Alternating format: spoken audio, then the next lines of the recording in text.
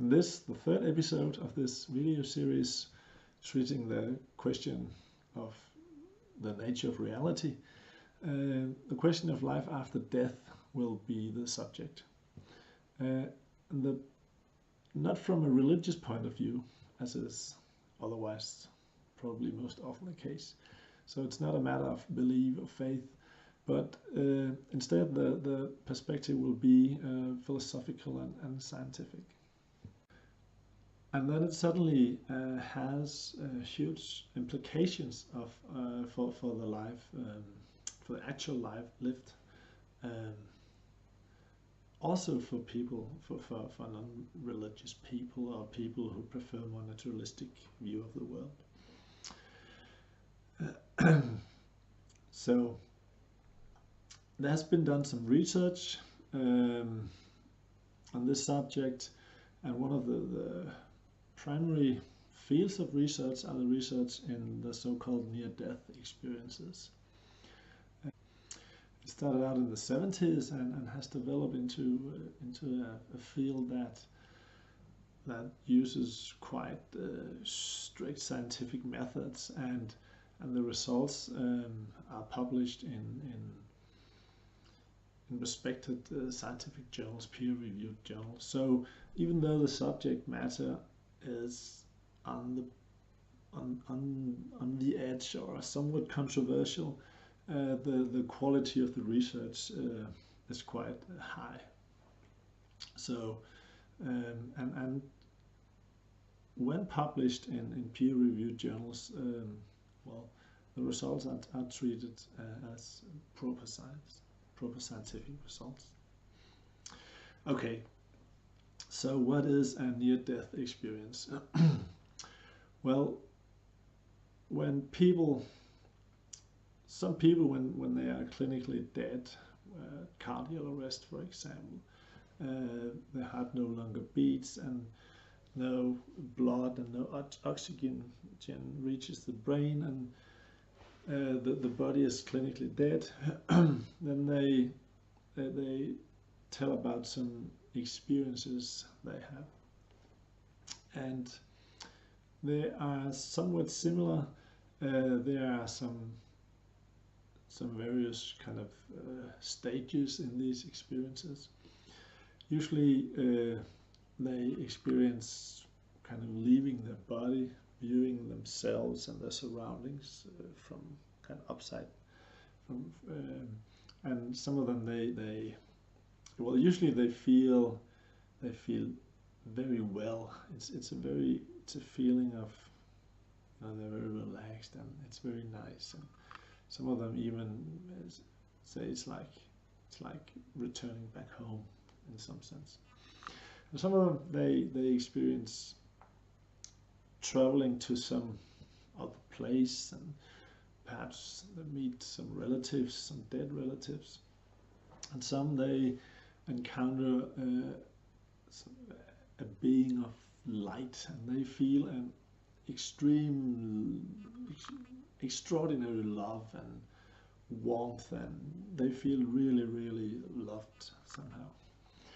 And some of them they kind of see a life review somehow. They go through all the things they did in their life, not as a matter of judgment from an external judge, but more like a tool for reflection. They have a very high level of consciousness, so when they do bad things to other people or animals, they feel very bad about it. And when they do good things and helpful things, and they feel good about it. So it's kind of a tool for reflection, and usually this leads to other perspectives on life when they are resurrected and they remember their experiences. Usually they find they are very certain, they are certain that these experiences are true. So it is uncontroversial that people are having these experiences. between 5, 10, 15%, it varies a bit in the different studies, they report these experiences. So what is controversial is how to explain this. And within the standard materialistic paradigm, a number of explanations have been proposed. Lack of oxygen, it's kind of hallucinations that are created in the brain, so they are not the experiences are not showing how reality is for real, but they are just hallucinations. But none of these explanations seem quite sufficient. They lack. Usually, they are not empirically founded. There are no empirical results that can verify these theses, and that is usually required for a scientific thesis. So they are just, well, not just, but they are purely theoretical. And also they are having a hard time explaining all of the aspects of the experiences. Some of them can explain certain aspects, but they can't explain other aspects. For example, that it's certain chemicals in the brain that leads to this feeling of happiness, but that doesn't explain the life review or the people they experience seeing themselves from above. So none of these explanations are quite adequate, but that's attempt to explain it within the framework of materialism, the current kind of mainstream thinking. Alternatively, an explanation could be that what they experience is actually, well, it's real.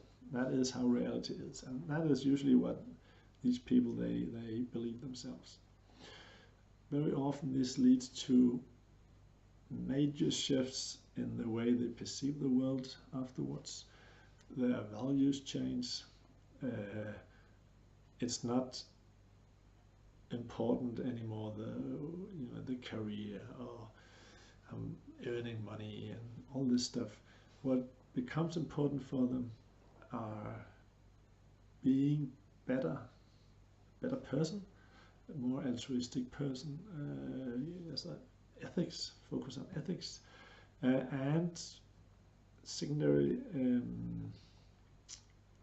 gaining knowledge, gaining more insight, getting better understanding of the world and their life. One of the latest and major study is the AWARE study. Has been conducted on, I think, perhaps about 25 major hospitals and universities collaborating on a number of years. All the people having cardiac arrest were and resurrected were asked afterwards if they had any such experience, and if they had, it was kind of recorded, and also the brain activity was monitored, and it was 2,000 people or something, at least in 2014, when the first batch of results were published in an academic journal, REsuscitation. And there, well, it is quite hard to kind of prove that one of the theories are correct, but there was a very interesting finding, and there was one of these persons who had such an experience. That person experienced things that could be verified afterwards. So the experience was showing what actually happened, and that was verified by what happens at the hospital. And what makes this case especially interesting is that this happened while his heart wasn't beating. And usually when the heart stops beating within about 30 seconds, as no oxygen reaches the brain, then the brain shuts down. Perhaps some very kind of primitive parts of the brain is still working, but certainly the parts of the brain where consciousness is expected to be located, they shut down, and the areas for memory, they shut down.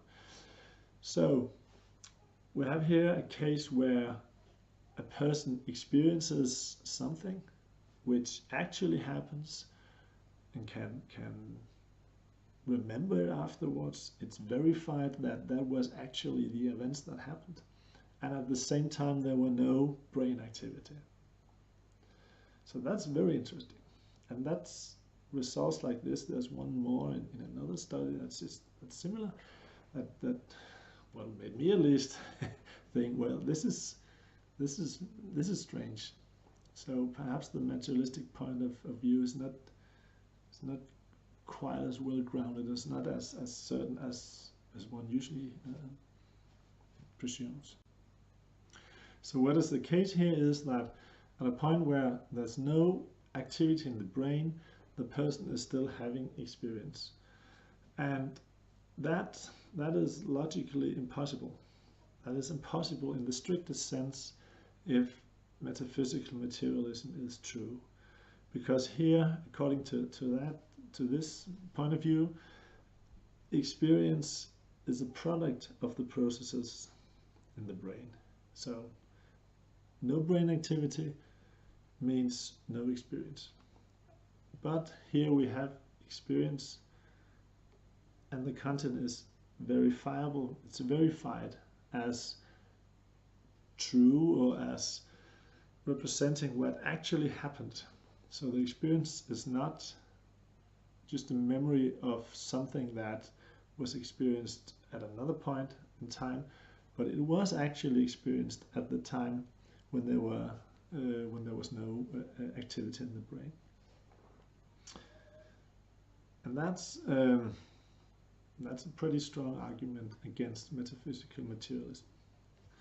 And then kind of an indirect argument for the alternative thesis that what is experienced is actually reflecting reality as it actually is. Well, of course, this is only a single result from the study, a secondary result on top of this, and although a somewhat similar result is found in a previous study, then the results in scientific theories, the results should be verified afterwards independently to be treated as truly scientific results. So more work is needed, of course, more research is needed, and the AWARE study, it continues. But and even though it's only a single result, it's still very interesting because of it being the result being logically impossible if materialism is true. So there are scientific reasons for rejecting materialism and being open to other worldviews, that opens up for the idea that life continues after death. That would be coherent with the result, with the experiences these people are having. And that means, if that is true, that means that life, perhaps life is about something else entirely, that what is usually assumed. These people, they, as I mentioned, they find that being a good person and acquiring knowledge and insight,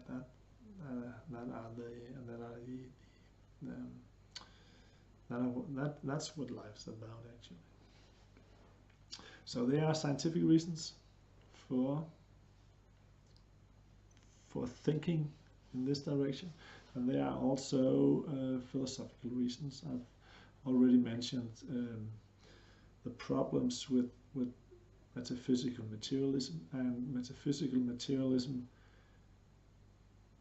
that being so widespread and the mainstream view today.